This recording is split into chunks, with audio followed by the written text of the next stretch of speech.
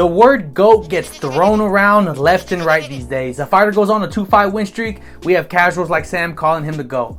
Don't get me wrong, Islam has some banger names under his belt. Pause.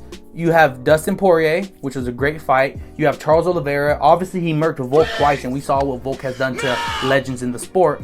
But for me to sit here and be like, hey, this guy's the GOAT after he beats JDM, it's going to be hard. It's going to be hard. Sam, I know you're like a pretty big fan of Islam. How do you view this next fight changing his legacy and putting him in the all-time list? He won't be the GOAT, but he's close. All right? He'll probably be like top 5 for sure. Top 5. Top 5 for sure. And then he has to get a really good welterweight win, which is, I hope, is Ilya. Then I'll put him to GOAT. I think Ilya would be dumb to move up, take that fight just for him to fight at 170. They're going to do it. It's at the White House. They've been talking about it. He's not that big.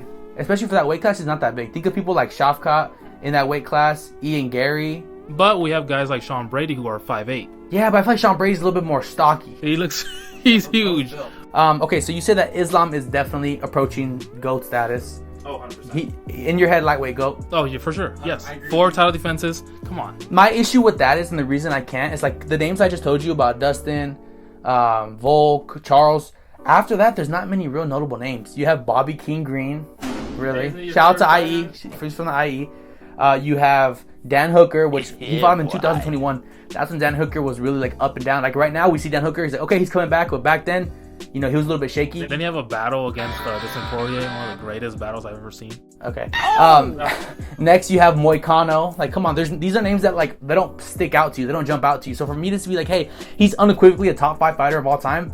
I'm not sure I can get behind that because he needs to do more. You have other names in there, like obviously we're putting John Jones over him, even though we don't want to. We're putting GSP there. Some people can make the case for Anderson Silva, Mighty Mouse. I'm putting that to the forefront. And then obviously he's not better than DC all time. We can agree on that, right? Not right now, okay. but after this win, yes. See, I wouldn't even get mad at that because last time we had that same argument, he only had 1 bout. He still does have 1 bout until we'll see what happens next week. But if he gets the other bout, then you can start making that argument a little bit earlier. But still, I'm not going to call him nowhere near the GOAT. He'll probably go from top 15 to maybe top 10. He's going to be like 9 or 10. This man hates Dagestani fighters, all right? All right, he's a racist. You have recency bias. Like, this guy came in here and he's like, yo, he's winning. He's won a couple people. But I told you, Bobby King Green, that's not moving the needle. Armin, he beat like a 20-year-old Armin. Like, that doesn't do anything. Islam's first 11 fights in the UFC, or 11 pro fights, were outside the UFC. And his second fight in the UFC, he got knocked out. Okay, would you put him above Khabib? Probably yes. Yes. The thing is, the reason it's hard for me to put him over Khabib, bro, is because, like, obviously I'm going to say that's the case because he fought Charles. But think about it. Charles and Khabib were around the same age. Khabib's been retired for like 4 years now. So now Islam's fighting these fighters like Dustin Poirier, Charles Oliveira, Volkanovski when they're old. No, Charles Oliveira is actually 3 years younger than Khabib. I think that was the back end. Because remember, Charles kept losing he kept losing people. There was a narrative out there that he can't really fight when he's in the mud. So I don't know. Volk wasn't even that old. Right now he's like, well, when did he fight? Like 2 years ago? He was like 34, 33 around there. Age matters more the lower you weigh. So for heavyweights, you can get away with that. You can have a John Jones. You can have a DC. You can have a Stipe, right? But for the little guys who depend on their speed, their agility, their quickness, Volk's a tiny person. So for him to be like, 33, a 33-year-old at heavyweight is not the same as a 33-year-old at 135. But he just beat right now. It makes even better his case because he beat a prime Diego Lopez. Yeah, because Volk's him. Well, that's why Volk is him. He's good. I mean, you can make the case maybe he was, but I'm just saying a lot of these people who were given credit to that Khabib was supposedly running from, they were a similar age. Khabib's been retired for 3 or 4 years now. So yeah, I gotta say he beat your boyfriend Max, Volk, and then Islam beat that guy. So that's a weird thing you bring up Max because I'd argue that I'd probably put Islam all time over Max solely because he hasn't lost as much in the UFC. We've seen Max lose like I think 3 to 4 times now. But if I'm gonna go resume for resume, ban for ban, you go ban for ban. Max Holloway's resume actually blows Islam's resume out of the water.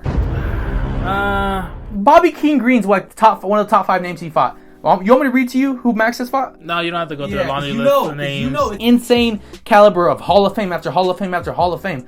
We're seeing that for Islam now for the last 3 to 4 years, but Max Holloway's been doing it for like 15 years. Yeah. Okay, cap. He's been doing it for like 8 years. Probably a long time. Longer than that. Long time. It feels like he should be 50, honestly. I have to give it to Islam because Islam hasn't lost as much. Let's say he hypothetically wins against JDM. All right? Okay. How many more wins to you, Mr. Unk, is it going to take for him to become the official GOAT. The official GOAT of everything? Over Steroid Chief John Jones, over GSP, over Mighty Mouse, and all these legends. Okay. How many more? Okay, honestly, that's a great question. I would say he probably needs around 5 more wins. What? 5 more wins against 5 more wins against elite competition. Bro, the first half of his record is trash cans in the Dagestani mountains. No disrespect to the Russians out there, bro, but like it's people I don't even know, or it's like PFL quality fighters. Like, no, this dude got knocked out in his second fight in the UFC. Remember, and this is why I say 5. That number 5 is important because he's at 15 right now.